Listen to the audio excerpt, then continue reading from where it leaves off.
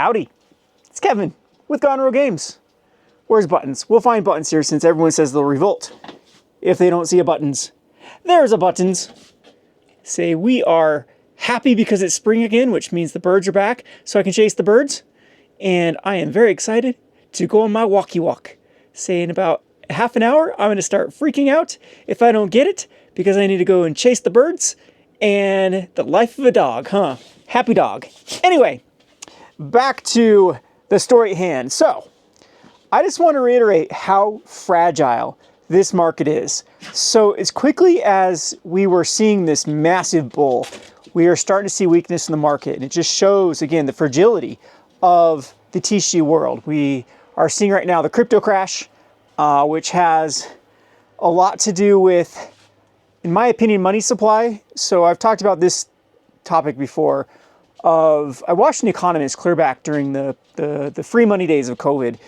And he explained that we're going to go through these massive ebbs and flows of money supply, of where there will be, after those stimulus checks and all the loans and all the other stuff, just the amount of money that was printed during that time is, of course, it led to short-term inflation. It led to, well, long-term inflation, actually. And it led to, of course, the short-term money supply just being increased to where each dollar was competing for less amounts of goods. I mean, there's more dollars competing for the same amount of goods. And of course that increases inflation. But he stated that we're actually going to go through these weird cyclical market cycles of where there will be a lack of money supply, where the government has recaptured money. And then we're going to go through periods where the government spends, the money gets back in the market, and we'll have an excess of money. And it's going to keep going back and forth, and it's going to take a long time. Because when you create so much money within just a short amount of time, then it doesn't spread naturally like it would if you had the same amount of money being printed every year, or the same amount of money destroyed every year. I mean, this is just with macroeconomics of the usual of how things work. And COVID just really disrupted that. And so I'm thinking we're starting to see the downward trend. So obviously we were on this bull market. Had, crypto, I think, is the biggest sign of when the money supply is high, because when people have excess money, they want to park it in some, or you start to see inflationary things, you're going to park your money in things that will outperform the dollar. So then you park it in things like crypto and in gold and stocks and those things to try to beat out inflation. And so I think the TCG world is also following these sorts of trend. So a good indicator of whether or not we're headed into a market that is lackluster would be to follow the crypto trends. And now with crypto going down at a rapid pace, and there's other factors too. I just watched a video of the deregulation might actually be hurting people's faith in crypto. So, I mean, there could be other factors. There could be other macro factors affecting that. But what I'm starting to see with the TCG world is it's a lot more fragile than Wizards of the Coast and Pokemon especially foresaw. And both of them, I think, are starting to make the wrong moves. And one of the first wrong moves that I know people are going to really argue with me about this is we are starting to see these things hit high supply. And distributors are also going to kind of cause this market switching pretty quickly, because all the stores are also having to pay a premium for these products now. So, like, distributors are not selling these at their typical prices they used to when Pokemon first released them. So I've been able to get these from all the distributors. If you are a patron, I'll try to put these up. Again, just keep in mind, I had to pay a lot for them to be able to get my hands on the Surging Sparks and the Twilight Masquerade. But the market is actually not absorbing them.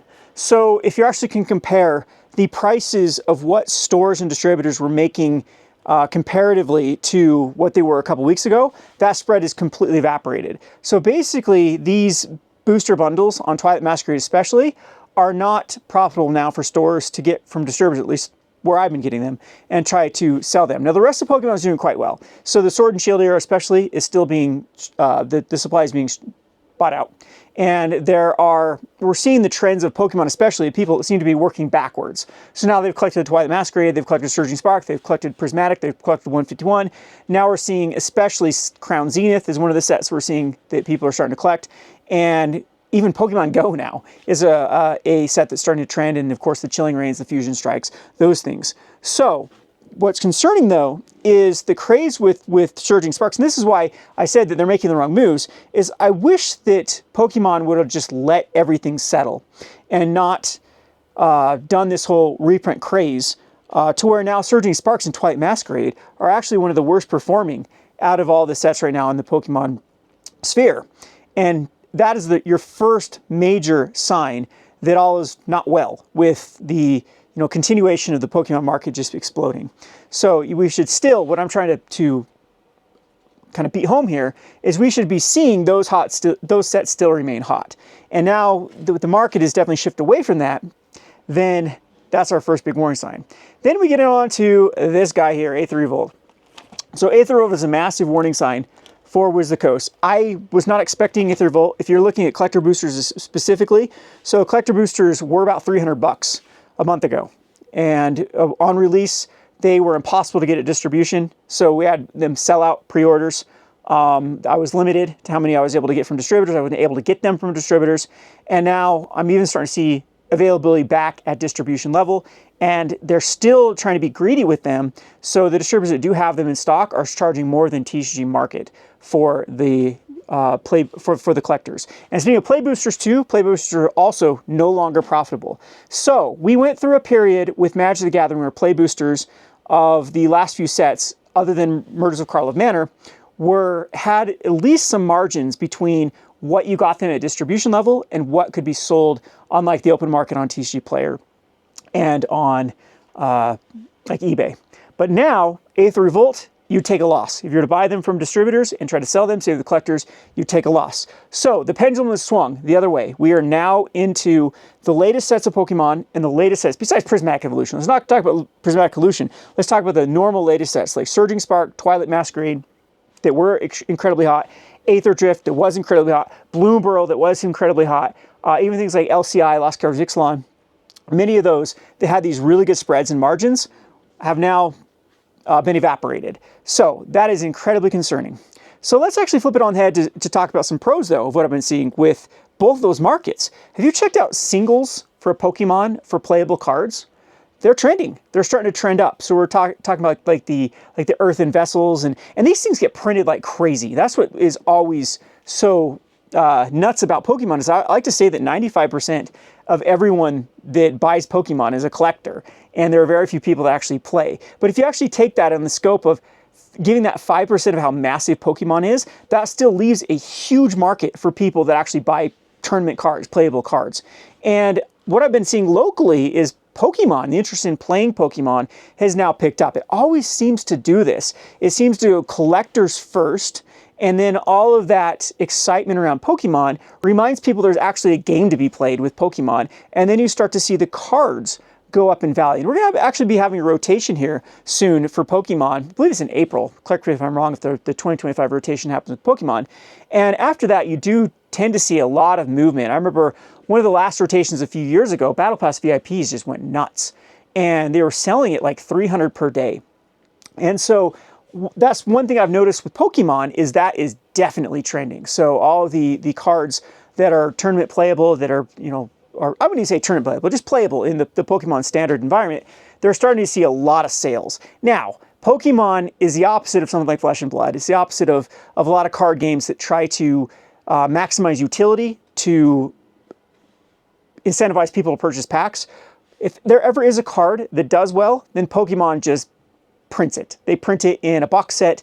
They print it in an EX, like an EX box set. They do these like tournament collections, like this Marnie tournament collection will have all the trainers you need. If they didn't do that, Pokemon would be so insanely expensive to actually play, because a lot of these uncommons are actually quite hard to get if you're just trying to pull packs, if you're just trying to open up packs.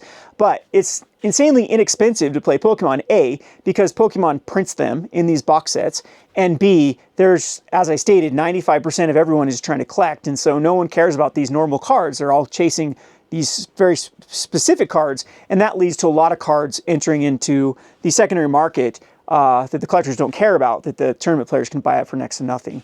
And it's just kind of crazy, the two polarizing strategies. I still need to do my tier list of what games I think do it correctly and which games don't do it correctly, with how they market, how they how their structures of their like their products are, and how that also affects the kind of local level of play and the overall scope of play for those games. But I mean, I would say Pokemon and Flesh and Blood are like the polar opposites of how they do that. With like, if anything ever gets inaccessible in Pokemon, you better believe it's going to get printed and printed. Like Charizard, I believe, is still like the number 3 or number 4 deck, and that card has been printed so many times in a billion different box sets to make it incredibly accessible for people that actually do want to play and or build the decks and play the cards. So going back to Magic, that's another thing that is at least some silver lining. So yes, we are starting to see the market push back. Collector's boosters, people, I think that wall fatigue is really starting to set in. There's a couple of factors with Magic, especially as I drop my one of my pieces to my camera. One of the things that we're starting to see, of course, is like you can only milk people for so long, and I think Final Fantasy just was the tipping point of, you know, releasing Tarkir, Final Fantasy, Eternities all at once, and I think a bunch of Secret Layers, all these other things. I think is we're back to the tipping point of wall fatigue and just people burned out. And I think everyone is just waiting for Final Fantasy. It's just, okay, we spent on this, Aetherdrift is new. Usually when a set does bad, it's the first thing that starts to tip those dominoes to where it's like, okay, now all sales are going to slow down. And Aetherdrift, man, the way that Aetherdrift just tanked has been very concerning. And of course, the market is completely frowned away from a lot of these sealed products from this era now. So one thing that is trending up though is playable cards. Have you seen the lands for Murders of Karlov Manor? Have you seen a lot of the cards that went in the Zombies deck for the Aetherdrift Commander? Have you seen standard playable cards and even modern playable cards? All of those are trending up, and the huge demographic that's really starting to trend up is Commander decks. Anything that goes in recent Commander decks have all seen incredible price increases. So again, it's just like when one door closes, another door opens with these card games. And so both Pokemon, it seems there is like an opportunity now to actually sell like $1 or $2 playable trainers that are very available. And if you can actually source them for people that have opened up trying to collect, you can actually make a pretty penny on them. And the same thing can be said for Magic. I'm gonna have to like really look through a lot of these products that still exist at distribution level and math out the what we call the expected value, the EV, because many of them are positive. I'm looking at Murders of Karlov Manor. I'm looking at like the Chandra spellbooks, and I need to do a video on the starter collections because all of those contain cards way more money in cards than what costs you to pick them up at distribution level. So all those things are always, you know, a savvy collector, a savvy player. I think you should add them to your wheelhouse if you are looking to manage how much money you spend on your hobby. And if you're just excited like me to money always interests me. A way to eke out little profits here and there always interests me. So of course it takes a lot of work to do this sort of thing, but it is interesting nonetheless. So again, I'll try to cover these more as time goes on. We've been incredibly busy, as you can see.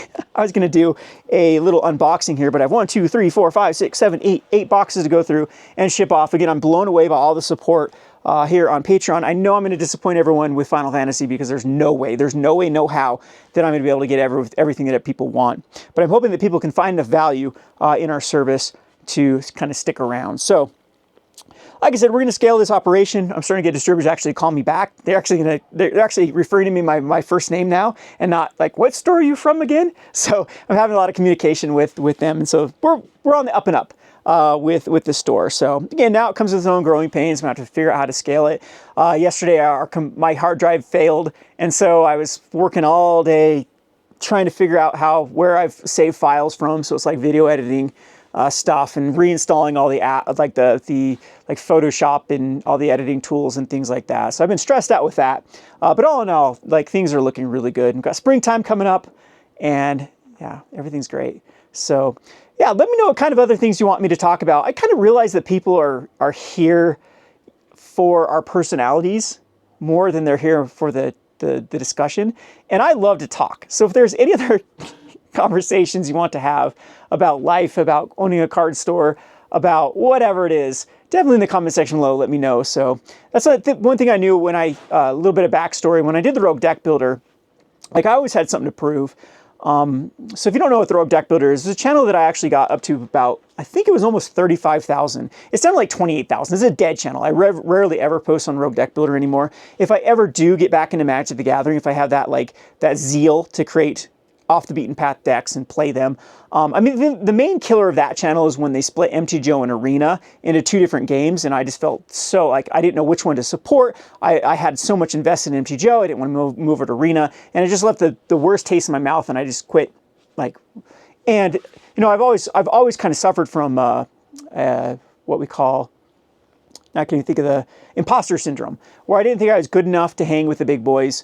And even though I made a pro tour, even though I had a successful channel, you know, that kind of stuff kind of ekes at, like works at you. I just always felt like I had something to prove with that channel. It just got so hard to keep up with. But with the whole Rogue Deck Builder day, I think it was the same thing. I think I misjudged the people that were actually watching this content, where they were watching it more for me than necessarily my content. And so that's when I made the Rogue Deck, or the Gone Rogue Games channel. At first, I was going to try to, I'm going to do product reviews, I'm going to do this, and then I realized, no, people are just here just to kind of shoot the breeze and have that kind of personal touch. So if there's anything you wanted me to talk about specifically, definitely let me know in the comment section below. I'm always available if you are a patron to message me on Discord or on Patreon. I'll try to get your messages. And as I stated, I'm just blown away by everything. Hopefully we can keep this momentum going and see where it takes us. So I appreciate everyone. Let me know in the comment section below what you think. Thanks for watching.